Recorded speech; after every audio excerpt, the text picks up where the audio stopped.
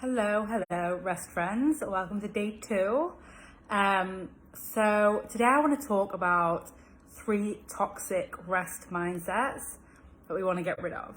And yesterday we spoke about how rest is the exclusion of resistance. It's when resistance isn't there. But today I want to invite resistance to the conversation, because rest is also resistance. Rest is resistance to these toxic mindsets that I'm going to share, that we're going to speak about, that you will recognize as being so prominent and so loud in our world today, and a lot around it's like toxic hustle culture. Maybe you guys have heard of it, but a lot of this, what I want to speak to today, is a lot of it is learned. It's not instinctual. It's not our nature. It's been taught to us. And if we look at like the evolution of rest and how we evolved throughout history, like, we didn't always have this mindset around rest. In fact, it used to be that the most successful people rested the most. Now we live in a culture where we expect the most successful people to hustle the most and grind the most and work the most. And as someone already pointed out in this group, that busyness is a badge of honor. So it used to be that doing nothing was a badge of honor. We are bringing that back around. So I'm going to talk about 3 toxic rest mindsets. And as I do, I want you to think about, where was it where you learned it? Where did you learn that toxic mindset? And do you want to choose it? Do you want to choose it? And do you really believe it? Do you really think it's true? How does it feel for you, you being the only person that matters in your life and in your decisions? Hello. Okay, so the first toxic rest mindset we want to talk to, you would have heard this before, I'm sure of it, sadly, is rest is weak. So we have been developing this culture that claims that rest is weak, rest is for the weak, stopping is weak. And you'll notice this because, for the last 10 years, we've seen a rapid rise in the hustle culture of go, and celebrating busyness, and I'll sleep when I'm dead, and grinding and celebrating. I used to work in tech. It was like very celebrated to work 7 days a week, to work long hours. There was jokes around the office, like, who's leaving. Even when I worked in finance, we used to clap people out of the office on a Friday if they left at 6 p.m. So 6 p.m. on a Friday, someone would get up to go home and they would be clapped. So that's what we're dealing with. I want you to think about where it was taught to you. For me, I would honestly say it wasn't really taught to me on such a big level until exam periods, when I was like 16 and our exams started to count. And then it was very much like, you should be going 100 miles an hour over exam period, which I did. And I'm lucky it was only sold to me over exam period. But for some people, it's literally like you get thrust into an environment, into a culture, through work, through social, through family, whatever it is. And that's how you think you have to operate. So have you been told, you can comment below, have you been told, have you heard that rest is weak? Do you choose to believe that? And where do you think you heard it from? Like, what do you want to take on it? Because here's what I think, especially nowadays, is rest is strong. Rest is strong because what I spoke about at the start of this video, rest is resistance to these social norms that we've created. And in order to step away from the norms, you have to be strong. You cannot rest in today's culture, in today's society, and be weak. It just doesn't stand anymore. You have to be willing to break away from what people are doing. You have to be willing to pioneer a new way of living, a new way of being. You have to be willing to stand up to essentially what I think is the bullying narrative that is pushing people into burnout. So rest is not weak, rest is strong. If you see, if you want to share below any other examples of where you think that's true, drop it like it's hot. That's why we are celebrating all of the rest, no matter how big or small, this week. And there is no such thing as small, by the way. But I just know some of your brains, like my brain, are going to be like, this doesn't count, because everything counts, especially this week.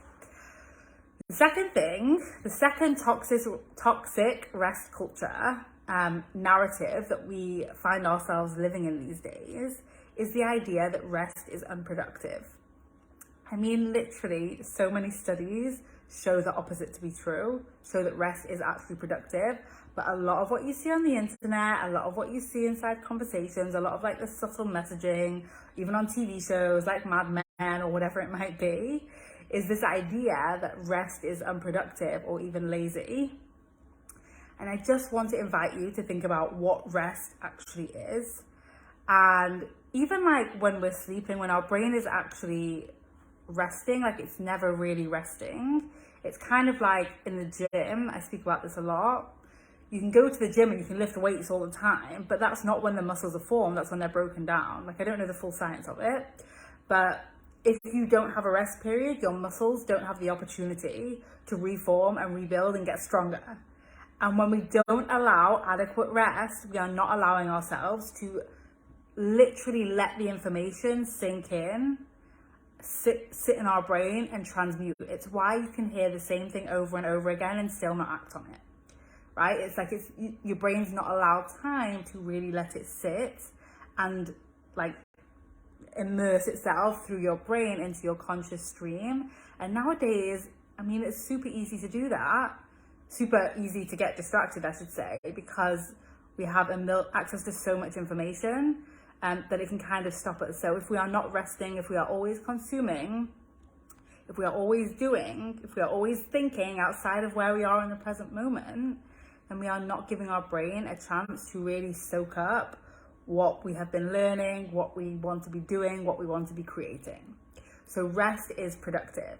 And I want any of you to even comment below an example where this has been true for you, where you've taken a rest and you've come back with new ideas or more energy or created something new. We've seen it a lot in the 15-hour workweek mastermind. Literally this week we were celebrating Doreen, who's like created a whole new mission, a whole new purpose, as well as founding a nonprofit while working less hours.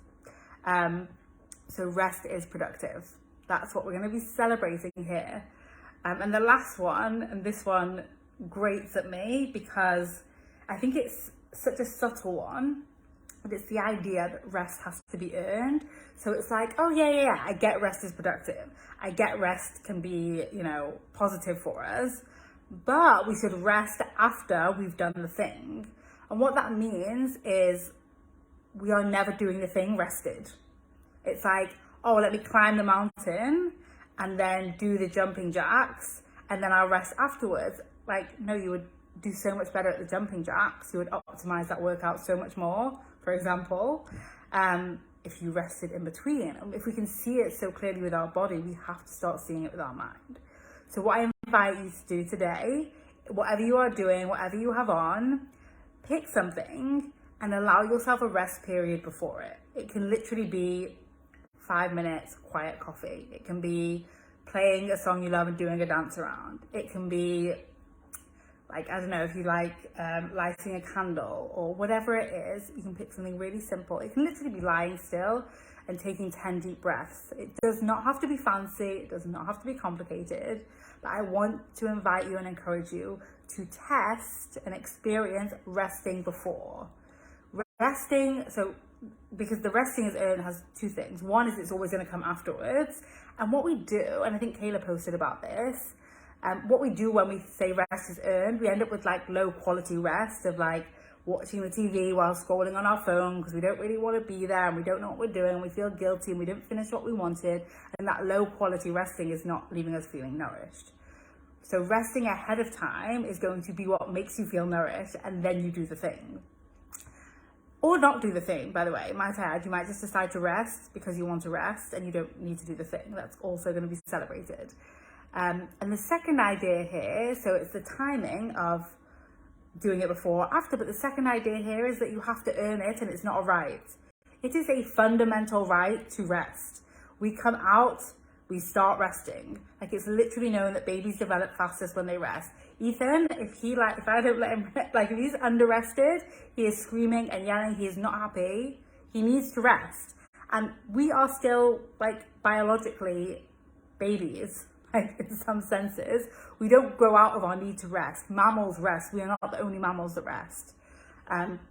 And so it doesn't need to be earned. It is a right. You don't need to tick a box before you can rest. In fact, I encourage you to experience resting first. So that's it today. I wanted to drop on. I can see some of you are just joining now. I'm going to post it in the group so you can watch from the beginning. Just wanted to cover 3 toxic rest cultures and some ideas for how we can overcome them and new mindsets that we can adopt instead. And share in the group, create a post, which one you are going to tackle today, which one really resonates with you. If it's more than one, that's also fine. There are no fucking rules here. And let's do this. Let's fucking rest. All right, loves. Bye.